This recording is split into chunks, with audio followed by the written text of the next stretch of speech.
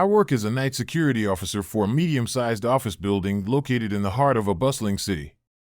The area has a reputation for high crime rates, so break-ins and thefts are a constant concern for local businesses. Normally, I'd have a partner on duty with me, but this month was an exception because my company was training a new hire, leaving me to handle the night shifts alone. I didn't mind the solitude. It was mostly uneventful and quiet, but the lack of company made staying alert more of a challenge. On the downside, working alone sometimes felt unnerving, especially in a city where unusual activity wasn't rare. It was about 2 weeks into my solo shifts when something unusual happened. I was on my routine patrol of the premises around 2 a.m. when I noticed two men standing across the street under a patch of darkness just outside the reach of the streetlights. They weren't moving or talking, just standing there, and they seemed to be looking directly at either the building or me. I couldn't tell which. The sight gave me a strange feeling, but I brushed it off as coincidence and continued my rounds. By the time I circled back, they were gone, leaving me slightly unsettled but with nothing to report. The rest of that night passed uneventfully, and I wrapped up my shift without further incident. A few days went by without anything out of the ordinary. Then, toward the end of the week, I saw them again. It was nearly the same time as before, and they were in the same spot, standing silently in the shadows and facing my direction. This time, I decided to change my approach. Instead of ignoring them, I stayed in view on that side of the building, pacing back and forth deliberately to make it clear I had noticed them. I thought perhaps my presence would make them uncomfortable enough to leave. After a few minutes, they eventually walked off into the night. Despite the distance and the dim lighting, I tried to get a better look at them, but they were too far away to make out any defining features. I lingered outside for another 10 or 15 minutes to ensure they didn't return before heading back into the building. Feeling the adrenaline wear off, I decided it was a good time to take my lunch break.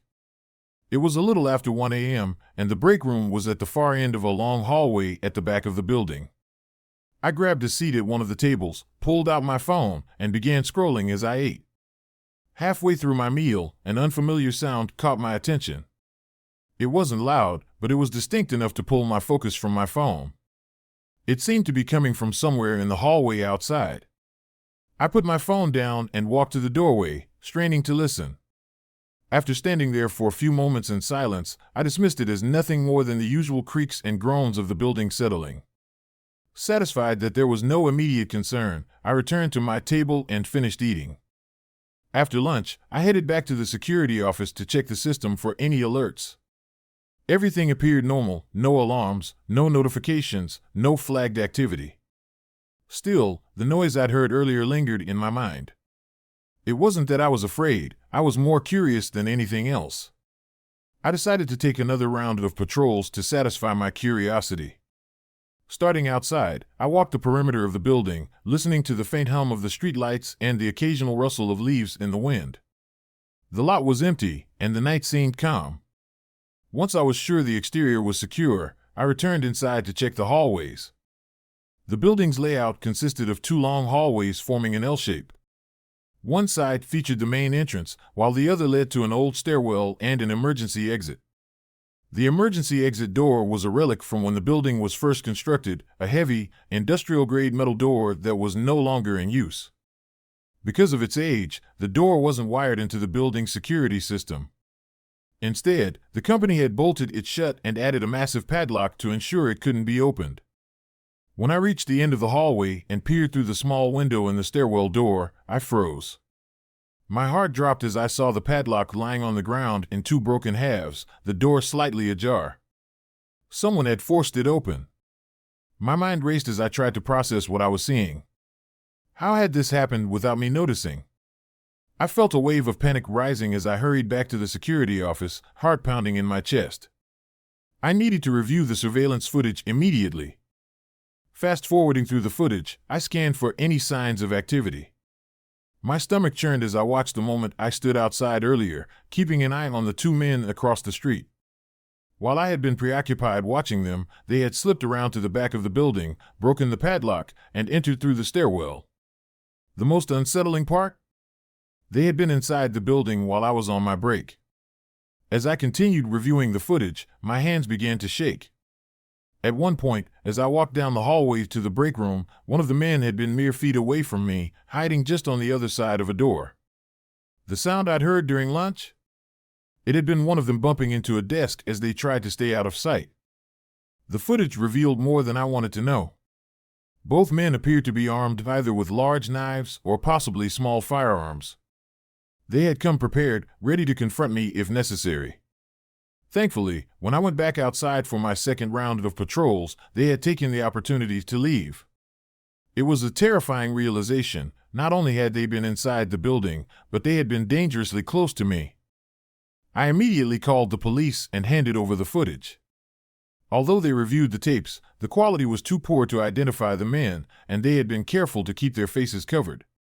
The company later confirmed that several hard drives and important files had been stolen, though the full extent of the breach remained unclear. Despite their best efforts, the police never found the suspects, leaving me with an unsettling lack of closure. To this day, the memory of that night lingers in the back of my mind. I still can't shake the image of those men hiding so close to where I had been, prepared to confront me if the situation had gone differently. It's a chilling reminder of how quickly a routine night shift can turn into something far more dangerous. As I walked to my car at the end of my shift, the massive, dimly lit parking lot stretched out before me, amplifying the eerie silence of the early morning hours. Workers like me were assigned to park far from the building to leave closer spots for patients, so I had a long walk ahead. The unsettling stillness weighed on me, and my mind inexplicably drifted back to the strange man who had come into the ER earlier. Something about him had unnerved me, and though I tried to shake it off as paranoia, I couldn't dismiss the creeping sense of unease that followed me with each step. Picking up my pace, I reached my car, climbed in, and locked the doors. Tossing my bag onto the passenger seat, I started the engine and pulled out of the lot, eager to get home. The drive was uneventful at first, but the uneasiness didn't fade. The empty road stretched on, illuminated only by the occasional streetlight. My hands gripped the steering wheel tightly as an irrational feeling of being watched crept over me. I glanced in the rearview mirror repeatedly, but there was no one behind me, not a single set of headlights. Yet, the nagging sensation that I wasn't alone persisted, making every minute of the drive feel longer than the last. Finally, I arrived home, pulling into my driveway with a mix of relief and residual apprehension. I stepped out of the car and hurried toward the front door, the keys jangling in my hand. I had barely stepped inside and closed the door when I heard heavy, hurried footsteps pounding up the porch behind me. My heart leapt into my throat as the footsteps stopped abruptly at the door, followed by the sound of someone violently jiggling the handle, trying to force it open.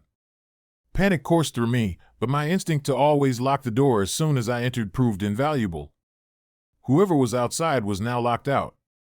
I froze, my back pressed against the wall as I tried to steady my breathing. Then I heard a voice, familiar yet chilling, muffled through the door. "Excuse me, ma'am," it said, low and shaky, with a veneer of faux politeness. "Can you please open the door? I need help. Please." My stomach dropped as recognition hit me. It was the same man who had come to the hospital earlier that night, the one with the unkempt hair and unsettling demeanor. My fingers trembled as I reached for my phone, barely able to dial 911 as fear took hold. Seconds later, as if he realized I wasn't going to answer, I heard him bolt. I crept to the peephole and saw him sprinting down the street, his dark hoodie disappearing into the shadows. When the police arrived, I recounted the events as best as I could, my voice shaking. They assured me they'd look for him, but what they discovered next left me more horrified than I could have imagined. One of the officers inspected my car parked in the driveway, and his expression hardened as he called out for me to come take a look. The back door of my car was ajar. My breath caught as the realization dawned. He had been hiding in my back seat the entire drive home.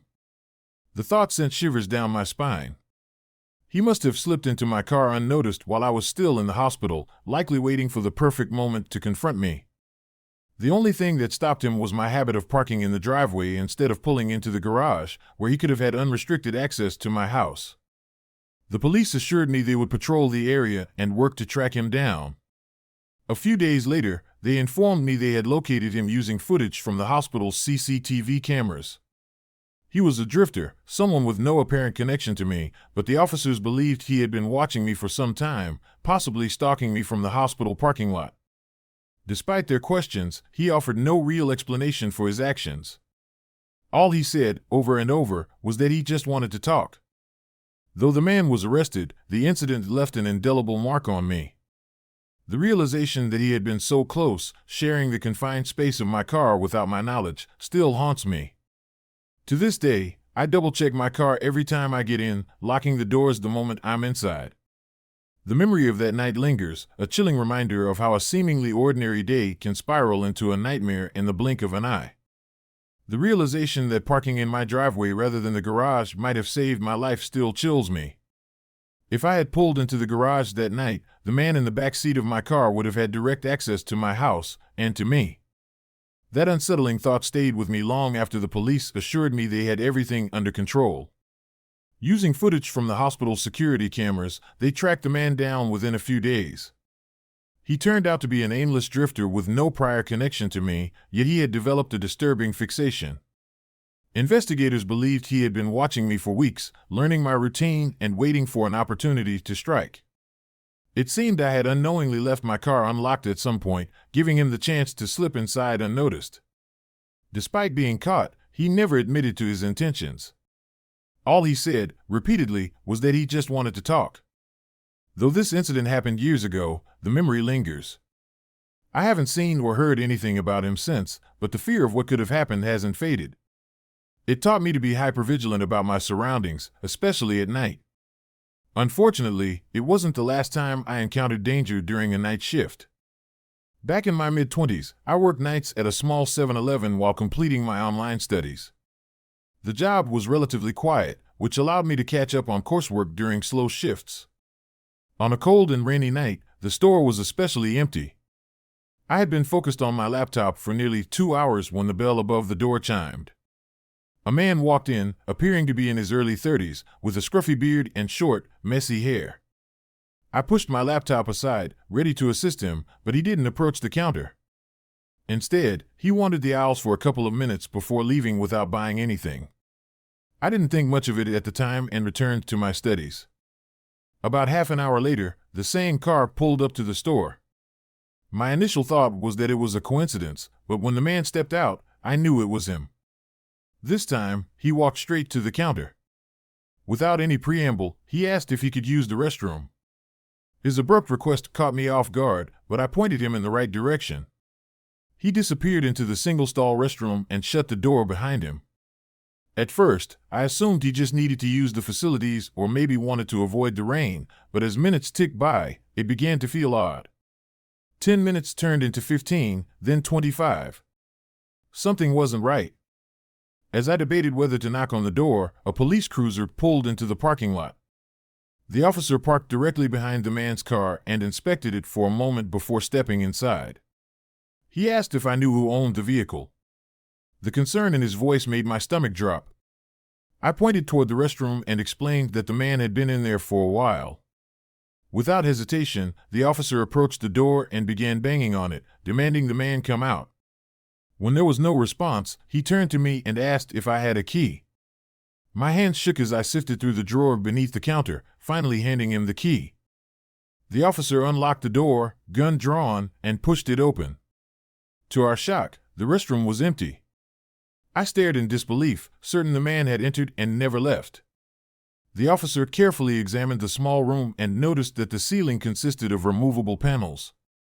It appeared the man had climbed onto the sink and pulled himself up into the crawl space above. Backup was called immediately, and within 15 minutes, additional officers arrived to search the building. It didn't take long for them to find him. He was crouched in the ceiling, attempting to stay hidden. They dragged him out and placed him under arrest. It wasn't until later that I learned the terrifying truth: this man was on the run after committing heinous acts earlier that night. He had attacked several innocent people, and the police had been tracking his vehicle after identifying it on surveillance footage. While it's unclear if he intended to harm me specifically or was simply hiding from law enforcement, the outcome could have been far worse if the officer hadn't shown up when he did. Reflecting on that night still sends shivers down my spine. It's a stark reminder of how dangerous working alone at night can be and how quickly an ordinary shift can turn into a nightmare. While I'm relieved that the man was caught and is now behind bars, I can't help but wonder how many other lives he might have endangered before he was stopped. These experiences have made me hyper-aware of my surroundings, and though I've since moved on from night shifts, I'll never forget the lessons they taught me about staying vigilant and trusting my instincts. The officers later shared more details about the man, describing how his car had been flagged on a store's surveillance footage earlier that night. They told me I was fortunate to have escaped unharmed, as his previous victims had all been isolated, either working late or walking alone in the middle of the night. Whether he was hiding in the ceiling to evade capture or had more sinister intentions directed at me remains a chilling mystery. I still wonder what might have happened had the police not arrived when they did.